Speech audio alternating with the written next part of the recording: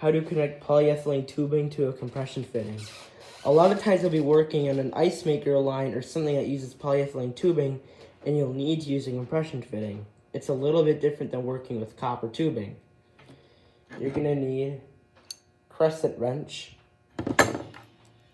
nut and ferrule. In this case, the ferrule is actually already connected to the nut. Usually they're separate. And a stiffener. Now, if you're working with copper tubing, you wouldn't use a stiffener. The stiffener goes inside of the tubing to make sure it doesn't collapse when you tighten the nut down. So we're going to take our nut, put it on the tubing with the threaded end facing out. Then you're going to put on your ferrule. Since this one's connected, I'm not going to put the ferrule on because it already goes on with the nut. Then you're going to take your stiffener inside on the inside of the tubing. Now we're ready to put this in the fitting, so you want to make sure that the stiffener doesn't fall out. Okay, we got it in. I'm going to tighten this nut down.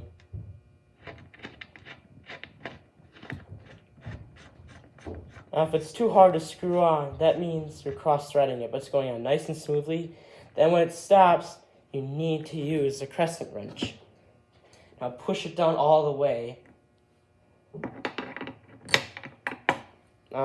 You could use a pipe wrench, but you might crush the nut. You don't want to go crazy tight with this.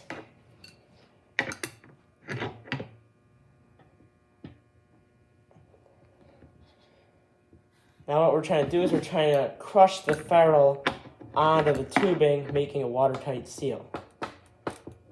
It seems about good. Now you're ready to turn on the water and test the system.